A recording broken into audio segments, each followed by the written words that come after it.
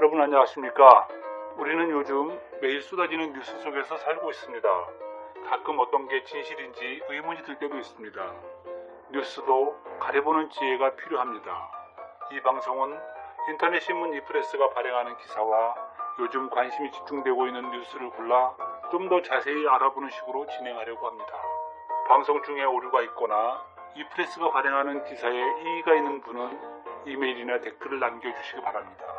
잘못된 부분이 있으면 바로잡겠습니다. 방송을 진행하는 저는 이프레스 편집인 이완규입니다. 그러면 지금부터 뉴스 리뷰를 시작하겠습니다.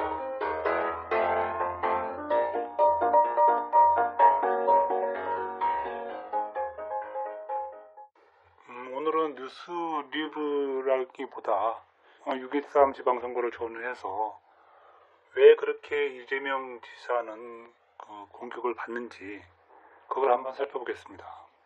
그 중에서 소설가 공지영은 왜 또 그렇게 이재명 지사를 공격하는지 거기에 관련해서 지켜보면서 느꼈던 내 생각을 한번 정리해서 말씀드리겠습니다. 먼저 나는 공지영 작가하고 페이스북 친구로 지냈었습니다. 그리고 또 얼마 전까지 트위터 팔로우 상태였습니다. 그러니까 내가 페이스북에 글을 쓰면 공지영 씨가 좋아요도 눌러주고 또 가끔 댓글도 달고 그렇게 지내던 사이였습니다. 그러던 게 지난 6.13 지방선거를 앞두고 공지영 씨가 이제 엄청나게 이재명 지사 후보를 공격하는 걸 보고 나는 이제 공지영 씨가 SNS의 영향력이 매우 크다는 것을 알고 있었기 때문에 그렇게 확인되지 않은 내용을 선거를 앞두고 그렇게 공격하면 안 된다. 그렇게 이제 말을 했더니 공지영 작가가 페이스북에서 이제 나를 패친을 끊고 차단을 했습니다. 하지만 트위터에서는 또 계속 팔로잉을 하고 있었기 때문에 공지영 작가가 어떤 글을 쓰는지 리트윗을 하는지 가끔 볼 수가 있었습니다. 그리고 또 페이스북에서는 공지영 씨가 워낙 유명한 사람이니까 그 사람이 쓴 글을 공유하거나 또 아니면 쓴 글을 캡처해서 누가 올려서 그 내용을 봐서 공지영 작가가 어떤 활동을 하는지 보다시피 했습니다. 내 기억으로는 더불어민주당 경기도지사 후보 경선 때까지는 소위 해경군 김씨라는 이재명 예비 후보의 부인인 김혜경 여사를 빗대서 그걸로 이재명 예비 후보를 엄청나게 공격했습니다. 거기다 이제 물론 아픈 이재명 후보의 아픈 가족사까지 꺼내가면서 공격을 심하게 했습니다. 그렇게 해서 이제 어쨌든 이재명 예비 후보가 본선거의 후보가 되자 그때부터는 이제 본격적으로 김부선과의 불륜설을 그거를 이제 사실처럼 이야기하면서 그걸로 이제 집중적으로 공격을 하기 시작했습니다.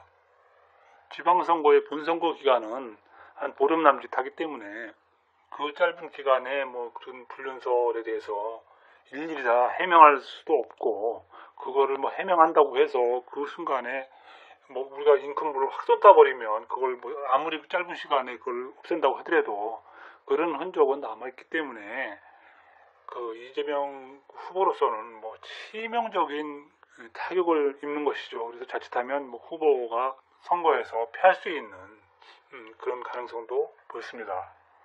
공식 선거운동이 시작하기 전인 5월 29일 정도에 뉴시스라는 통신사가 그때 경기도지사와 관련한 여론조사를 해봤더니 더불어민주당 이재명 후보가 53.8% 나왔고 자유한국당 남경필이 30.6%, 바른미래당 김영환 후보가 3.6%, 정의당 이홍우 후보가 2.2%로 나왔습니다. 하지만 이제 6월 13일 선거 결과는 이재명 후보가 56.4%를 얻어서 도지사로 당선이 되었습니다. 그러니까 그때 남경필 후보가 득표한 게 35.5%니까 그때 여론조사할 때 30.6%보다는 거의 5% 이상을 더 얻었고, 하지만 이제 두 후보의 득표율에서 차이가 한 20.9% 포인트 차이가 났습니다. 그런 이제 어쨌든 결과적으로는 이겼지만 그 결과가 나오기 전까지 이재명 그 후보는 선거에서 무척 고전을 했습니다. 그거는 이제 바른미래당 김영환 후보가 그 김부선과의 불륜설을 집중적으로 그냥 거론하면서 이재명 후보를 공격했기 때문입니다. 온라인상에서도 이재명 후보는 무척 고전을 했습니다. 특히 그 6월 10일 날 KBS 9시 뉴스를 통해서 불륜설을 주장하고 있던 그 김부선 씨가 나와가지고 인터뷰를 했기 때문에 그걸 본 사람들은 깜짝 놀랐죠. 그런 이야기를 갖다 공개적으로 공중파 방송에서 이야기를 했으니까 말이죠.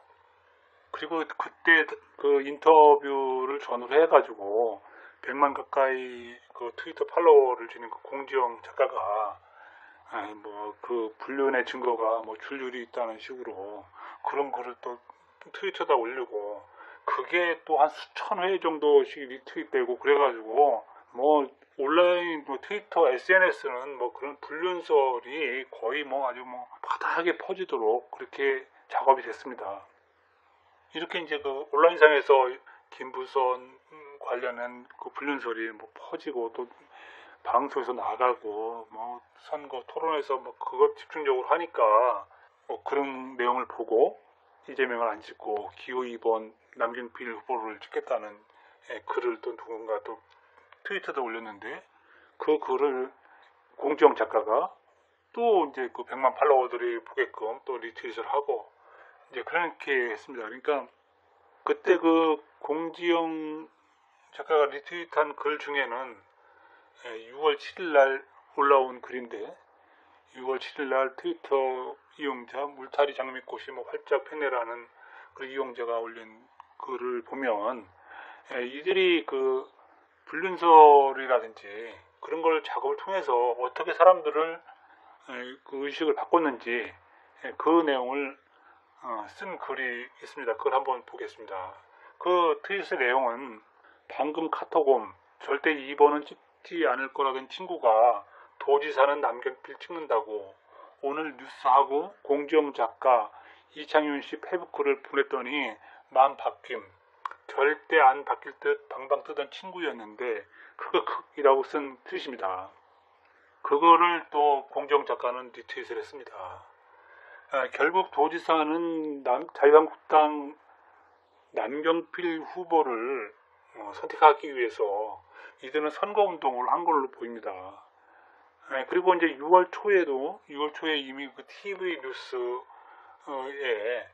인터뷰를 나가게 되는 것을 알고 이들은 이제 김부선이 인터뷰에 나가서 무슨 말을 어떻게 해야 될지 그런 거를 이제 전화로 이제 의논하는 게 이번에 공개된 그 문제의 전화 통화 녹취록인데 거기에서 이제 그 공지영이 그 신체 특징을 말하라는 식으로 그걸 이렇게 저렇게 말하라는 식으로 이제 김부선에게 알려주는 그런 내용이 나옵니다. 그런데 그 여성의 그 인권, 여성의 그 미투도 있고 그런 얘기를 할 때 공지영 씨는 상당히 그 사람의 인권을 많이 생각하는 것 같이 이렇게 이야기를 하는데 만약에 김부선 씨가 그 수백만 그 시청자들이 보는 TV 그 생방송 인터뷰에 나와가지고 그렇게 특정 후보에 대해서 신체 불륜을 저질렀고 또 그거에 대해서 그 증거로 특정한 신체 특정 부위에 대한 어떤 특징을 이렇게 말한다 이렇게 말하라 그런 게 공개가 됐다면 그거는 그걸로 해서 어느 후보는 보낼 수가 있겠지만 그런 말을 했다고 하는 김부선은 과연 괜찮을까 그런 생각을 하게 됩니다. 그리고 만약에 KBS에서 이제 그런 인터뷰가 나왔다고 하면 당시 더불어민주당이 아무리 그 인기가 있었어도 이재명 후보는 결코 도지사로 당선되기는 어려웠을 거라고 생각합니다. 하지만 다행히 KBS가 공직선거를 앞두고 그렇게 특정 후보를 낙마시킬 수 있는 그런 엄청난 내용을 검증되지도 않은 내용을 방송할 수는 없었다고 판단이 했는지 어쨌든 그런 이야기는 내보내지 않았습니다. 문제는 그 KBS도 그 6월 1일 날 공지영과 그 김부선이 통화해서 이렇게 방송에 나가게 됐고 거기에 대해서 준비하는 이런 대화를 하는 걸로 봐서는 공직선거 뭐 초기부터 그 김부선이 TV 인터뷰에 나와가지고 그런 불륜선 관련 이야기를 할 걸로 서로 다들 이야기가 되고 있었던 게 아닌가. 이렇게 보여서 이거는 꼭 다시 한번 짚고 넘어가야겠다 이런 생각을 하게 됩니다. 어쨌든 뭐 우여곡절 끝에 6월 13일 지방선거에서 이재명 후보는 경기도지사에 당선이 됐습니다. 압도적인 차이로. 그런데 나는 이제 그때까지 이렇게 쭉 기억을 되돌아봤을 때 또 그다음에 또 찾아도 보고 했지만 공지영 작가가 자유한국당 그 남경필 후보를 공격한다든지 또 남경필 후보의 그 가족사도 만만치가 않은데 그거에 대해서 이렇게 비난하는 그런 글을 쓴 거를 본 기억이 나지 않습니다. 오직 이재명 지사에 대해서는 그렇게 날카로운 공격을 하면서 남경필 지사 후보에 대해서는 그런 그 글을 썼던 기억이 본 기억이 없습니다. 그렇다면 공지영 씨는 왜 그렇게 이재명 후보를 공격했나 이런 거에 대한 의문이 생깁니다. 이와 관련해서는 그 10월 4일날 공개된 그 김부선과 공지영과의 통화, 그 통화 내용을 녹음하라고 그 말을 했다고 하는 그 이창윤 씨가 얼마 전에 그 팟캐스트 방송에 나와가지고 인터뷰를 했는데 김부선과 공지영 작가가 통화하도록 처음 연결을 해준 것은 바른미래당 하태경 의원 측이라고 이렇게 말을 하는 걸 봐서는 그렇다면 바른미래당 그 하태경 의원 측과 하태경 의원과 그다음에 김영환 후보 측이죠. 그쪽과 이창윤 그다음에 공지영 이렇게 움직인 게 아닌가 이렇게 보이고 그런데 이해가 안 되는 거는 그렇게 해서 만약에 그 바른미래당 김영환 후보가 막 길을 쓰고 김부선의 불륜설을 막 공격을 하고 그다음에 그걸 가지고 이렇게 이재명 후보를 공격했다고 해서 이재명 후보를 흠집을 해서 막 그냥 거의 떨어뜨릴 지경이 된다고 하면 바른미래당 김영환 후보가 당선될 가능성이 있을까요? 5월 말에 여론조사한 걸로 봐서도 바른미래당 후보는 4%도 못 얻고 있었는데 그럼 결국은 이재명을 그렇게 공격해서 밀어내면 결국 자유한국당 남경필 후보가 도지사가 되는 그거를 그건 기정사실이 된 거죠. 그러니까 이들은 바른미래당 후보를 당선시키기 위한 그렇게 선거운동을 한 게 아니고 자유한국당 남경필 후보를 당선시키기 위해서 이렇게 김부선의 불륜설이든 모든 걸 끄집어내가지고 더불어민주당 이재명 후보를 공격한 것이 아니냐 이렇게 보입니다. 선거 후에도 또 이제 바른미래당에서는 이재명 당선자를 공직선거법 위반으로 고발했습니다. 선거 기간 중에 그 김영환 후보가 계속 불륜설을 추궁을 했는데 이재명 후보가 그런 일 없다고 이제 딱 잡아떼니까 이제 그게 이제 허위사실 공표라는 거죠. 이제 있는데 안 했다고 하는 게 거짓말이니까 그게 이제 허위사실 공표라는 이제 그런 뜻으로 이제 바른미래당에서 이재명 당선자를 공직선거법 위반으로 고발했습니다. 그래서 공정 작가는 7월 18일 날 경찰에 출두해서 그 바른미래당이 고발한 사건의 그 참고인 조사를 했습니다. 참고인 조사를 받았습니다. 최근에 이제 공정 작가가 이제 말하기로는 그때 이제 그 6월 1일 날 처음 그 김부선과 통화했을 때 녹음했던 그 파일을 경찰에 증거로 제출했다 그런 이야기를 하고 있죠. 그리고 이제 이들의 그 공격은 6.13 지방선거가 끝나고 그다음에 그 더불어민주당 당대표 선거가 이제 시작하기 때까지도 계속됐습니다. 그때는 주로 이제 이재명 지사를 낙지사, 낙지를 먹었다는 거죠. 그 김부선과 낙지를 먹었다고 하니까 낙지사. 그다음에 욕하는 과정에서 특정한 단어가 들어갔다 해서 찌찌찌하면서 이제 그 찌시라는 것을 붙여가지고 막 그 사람을 막 공격을 하고 누구가 찐 묻었니 뭐 어쩌니 하면서 공격을 했는데, 그때 이제 저희 이 프레스도 그 찌프레스로 이제 불리면서 한때 그 트위터에 뭐 이름이 오르락내리락 하고 그때 그랬던 때가 있었습니다. 더불어민주당 그 당대표 선거에서도 이제 그 이재명 지사에 대한 공격은 더욱더 어떻게 보면 뭐 심해졌다고 볼 수 있습니다. 이재명 지사를 그때 이제 좀 어쨌든 우호적으로 서로 이제 뭐 대하고 있었던 그 이해찬 당대표 후보가 뭐 많이 곤욕을 치렀습니다. 그러니까 이재명 지사를 결국 이제 내쫓으라는 그런 요구를 뭐 어쨌든 이해찬 후보는 그게 아직 결론이 나기 전까지는 그런 얘기 할 수가 없다고 딱 잘라버렸기 때문에 이해찬 후보에 대한 공격도 뭐 상당히 심했습니다. 그리고 이제 상대적으로 이제 김진표 후보죠. 김진표 후보는 자기가 당대표 되면 이재명 지사를 어쨌든 정리하겠다는 식으로 이렇게 말을 하니까 뭐 김진표로 그냥 뭐 이재명 지사를 공격하던 사람들은 모든 이제 뭐 김진표 이제 그런 식으로 했기 때문에 당대표 선거도 사실은 뭐 조마조마한 상태로 진행이 됐죠. 그리고 이제 무엇보다 이제 8월 25일이 전당대회 당대표 선거일이 있었는데, 불과 사흘 전이죠. 8월 22일 날 이재명 후보와 그 불륜설을 주장하던 김부선 씨가 그 분당 경찰서를 찾아가지고 그 기자들 앞에서 오랫동안 기자회견 비슷한 걸 했죠. 아주 뭐 장황하게 할 얘기를 다 하고 경찰서에 들어갔다가 한 30분 만에 이제 다시 이제 집으로 가버렸는데, 어쨌든 그때 그렇게 22일 날 경찰서 앞에서 그냥 뭐 장황하게 이렇게 설명을 하니까 또 그것이 또 온 또 그냥 뉴스 타임라인을 또 도배를 하다시피 했고, 그래서 이게 이제 그 당대표 선거에 그게 큰 영향을 미치지 않을까 이런 우려들을 하고 있었는데, 당대표 선거는 그대로 치러졌고 그 이해찬 당대표가 당대표로 선출됐습니다. 그때 그 대의원 선거가 벌어지는 그 대의원 선거장에서도 막 그 이재명을 공격하던 사람들이 뭐 대의원 선거장까지 쫓아가가지고 막 그 이재명을 제명하라는 식으로 막 그냥 그 소리를 지르고 해서, 그 관련해서 또 이렇게 그런 장면 영상이 또 돌기도 하고 그랬습니다. 근데 이렇게 그때 한번 생각을 해보면, 그때 만약에 이해찬 후보가 당대표가 안 되고 김진표 후보가 당대표가 되었다면 지금쯤 김부선 씨나 공지영 씨는 어떤 대우를 받을까, 그게 또 궁금합니다.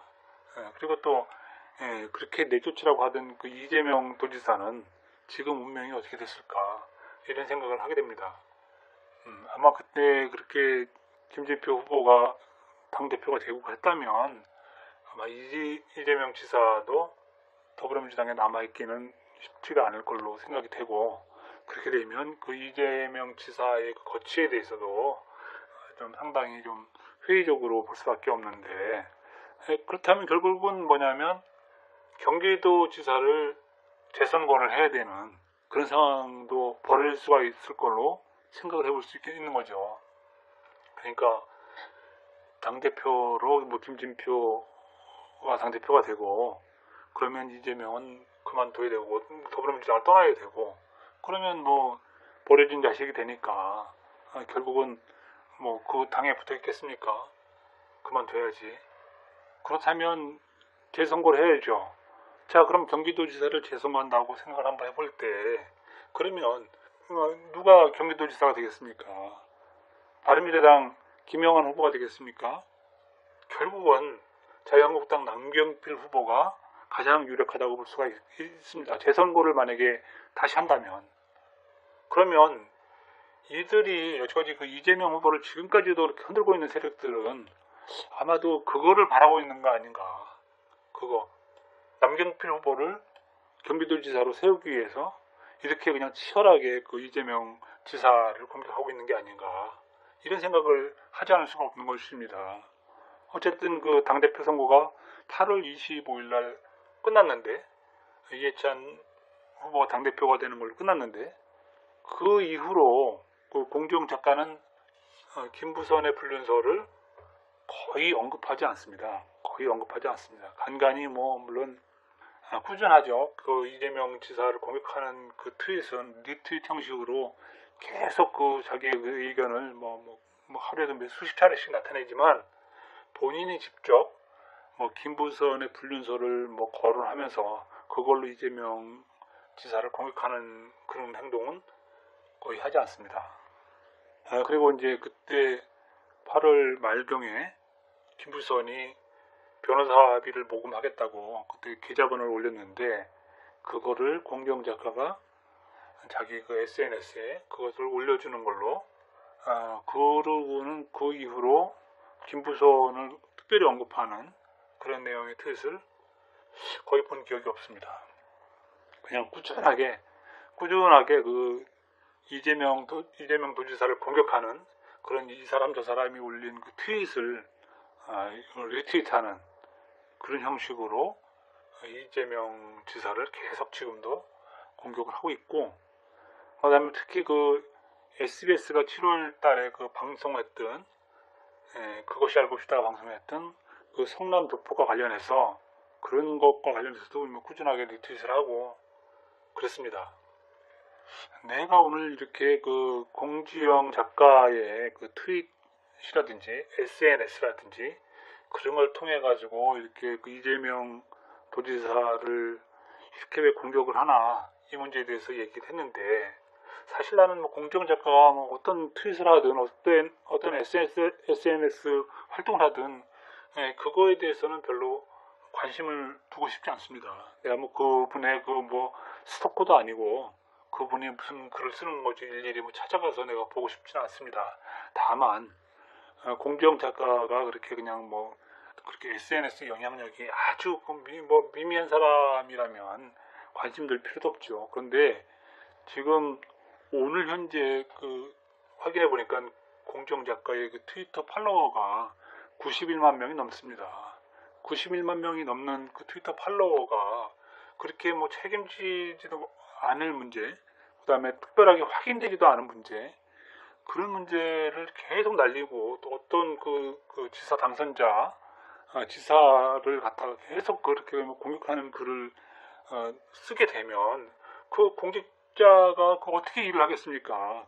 그거에 대해서 일일이 신경을 쓰고 대꾸를 하고 하려면 그거 어떻게 보면 경기도민이 한 사람 한 사람이 다 선거를 통해서 그 뽑은 공직자를 힘들게 하는 것이고, 그건 곧 경기도 유권자를 모욕하는 것이기 때문에 그런 행동은 하면 안 된다. 정확하게 지금 모든 게 다 사법적으로 다 뭐 걸릴 건 걸고 또 뭐 고발할 건 고발하고 이 돼 있는 상태이기 때문에 그런 그 결과가 나올 때까지는 공정작가가 그렇게 막 그냥 여론몰이를 하고 공격을 하면 그건 오히려 더 문제가 더 심각하다. 오히려 그 선거 때 공격하는 것보다 지금 그렇게 그 공격하는 게 더 문제다. 이런 걸 생각을 하고 좀 그런 거에 대해서 좀 자중을 해주십사. 좀 사법적인 판단이 나올 때까지는 이미 뭐 알릴 만큼 많이 알렸고 뭐 알 사람들은 많이 알고 하니까 거기에 대해서 좀 자중을 해주셨으면 하는 바람으로 오늘 방송을 했습니다. 오늘 방송은 이것으로 마치겠습니다. 방송에 대해서 뭐 하실 말씀들이 있으시면 한 말씀씩 남겨주시면 저도 생각을 뭐 바꿀 게 있으면 바꾸고 생각해 볼 게 있으면 또 생각을 해보고 그렇게 하겠습니다. 들어주셔서 감사합니다.